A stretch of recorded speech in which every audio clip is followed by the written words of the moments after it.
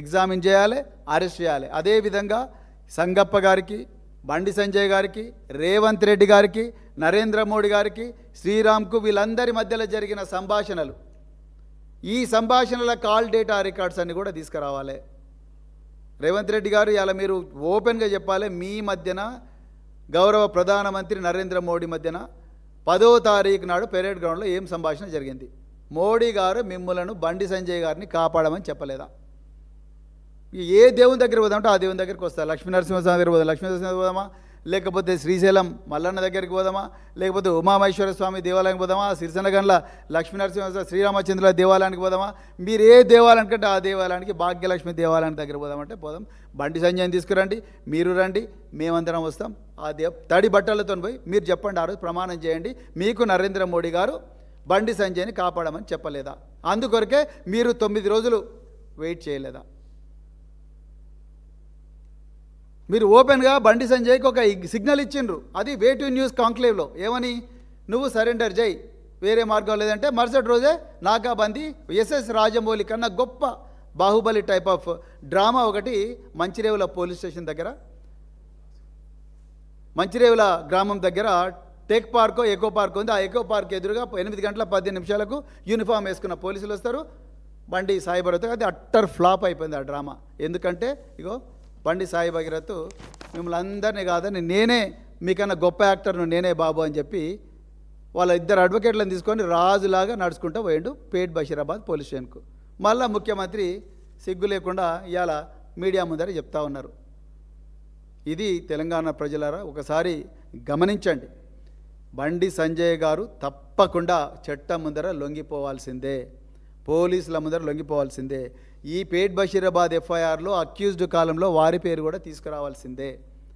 అదేవిధంగా బండి సంజయ్ గారి ఇంటి ముందర ఉండే సీసీటీవీ కెమెరాలు, దాంట్లో ఉండే ఫూటేజెస్ అంతా కూడా అర్జెంటుగా తీసుకోవాల్సిందే.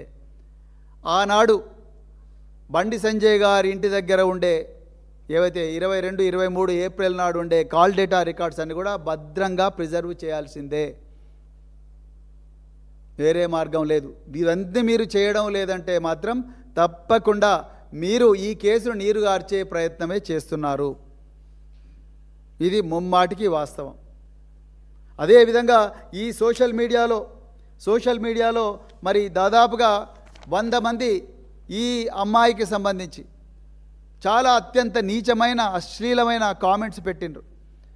ఆమె ఫోటోలు, ఆమె వీడియోలన్నీ కూడా చేసినారు. వాళ్ళందరినీ ఏ విధంగా అయితే గౌరవ న్యాయమూర్తి మీద అభ్యంతరకర పోస్టు పెట్టిన దుర్మార్గుని ఏ విధంగా అయితే తీసుకొచ్చిండ్రో అదేవిధంగా వీళ్ళందరినీ కూడా తీసుకురావాలి. వీటి కోసం మేము పోరాటం చేస్తాం. వీళ్ళందరి మీద యాక్షన్ తీసుకునేదాకా బీఆర్ఎస్ పార్టీ పోరాటం చేస్తుంది. చివరిగా నేను మళ్ళొకసారి చెప్తా ఉన్నా, ఈ కేసులో మొదటి నుంచి కూడా బాలిక పక్షాన నిలబడ్డది బీఆర్ఎస్ పార్టీ. కేసీఆర్ గారు, కేటీఆర్ గారు, మా నాయకత్వం అంతా కూడా బాలిక పక్షాన నిలబడ్డది. బాలికకు న్యాయం జరగాలని తెలంగాణ రాష్ట్రం అంతా కూడా రోడ్ల మీదకి వచ్చింది. బీఆర్ఎస్ పార్టీ ఆ విధంగా ప్రజలను ముందుకు నడిపించింది. బాలికను అఘాయిత్యం చేసిన భగీరథ్ను కాపాడాలని అహోరాత్రులు కష్టపడ్డది రేవంత్ రెడ్డి.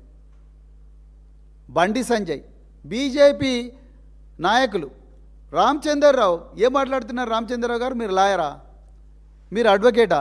అడ్వకేట్ అయితే మీరు ఏం మాట్లాడుతున్నారు? ఇదంతా బండి సంజయ్కి చెందిన వ్యవహారం, అది వాళ్ళ కొడుకు సంబంధించిన వ్యవహారం, బండి సంజయ్కి ఏం సంబంధం అంటున్నారు. మీరు ఎప్పుడన్నా తల్లి కంప్లైంట్ చదివినరా రామచంద్రరావు గారు? మీరు చాలా లాయర్ కదా, పెద్ద లాయర్ కదా, మీ దగ్గర ఇంకొక లాయర్ ఉంటాడు, ఆయన ఇప్పుడు ఎంపీ రఘునందన్ రావు గారు. మరి మీరు అంటే ఉరికొస్తారు కదా, పట్టుకొని డిబేట్లకు వాటికి వీటికి వస్తారు కదా, మరి దీంట్లో ఎందుకు రావట్లేదు మీరు? మరి అన్ని అబద్ధాలే మాట్లాడుతూ ఉన్నారు.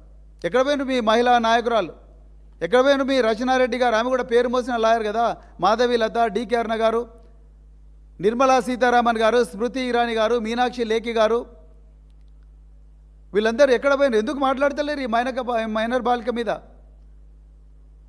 ఎందుకు మాట్లాడడం లేదు? రేవంత్ రెడ్డి గారు 17 కోట్ల రూపాయలు ఈరోజు బీఆర్ఎస్ పార్టీ మీద పెట్టిన అక్రమ కేసులకు ఖర్చు పెట్టడానికి మీరు ఖర్చు పెట్టినరు. అభిషేక్ మను సింఘ్ గారికి దాదాపుగా 7-8 కోట్లు ఇచ్చినట్టుగా తెలుస్తున్నది. మరి ఈ అమ్మాయి గురించి కనీసం ఒక 10 లక్షలు 20 లక్షలు కోటి రూపాయలు పెట్టలేరా? ఇలా వచ్చి ప్రెస్ ముందర అన్ని అబద్ధాలు మాట్లాడుతూ ఉన్నారు. మళ్ళీ మీరు రాజకీయాల గురించి మాట్లాడతారు, మీరు కేటీఆర్ గురించి మాట్లాడతారు, లేకపోతే కేసీఆర్ గురించి మాట్లాడతారు. ఏ మాత్రం అర్హత లేదు. తెలంగాణ ప్రజలారా, ఈ రాష్ట్ర ముఖ్యమంత్రి, ఈ హోంమంత్రి ఉన్నంత వరకు మహిళలకు భద్రత లేదు, మైనర్ బాలికలకు భద్రత లేదు. అందుకొరకే ఒళ్ళంతా కళ్ళు పెట్టుకొని నిరంతరం అప్రమత్తంగా ఉండాలి. మరి ముఖ్యంగా ఈ పేట్ బషీరాబాద్ కేసులో ప్రతిరోజు కూడా మనం గమనిస్తూ ఉండాలి. రేవంత్ రెడ్డి గారు ఎన్ని కామెంట్లు చేసినా, ఎన్ని అబద్ధాలను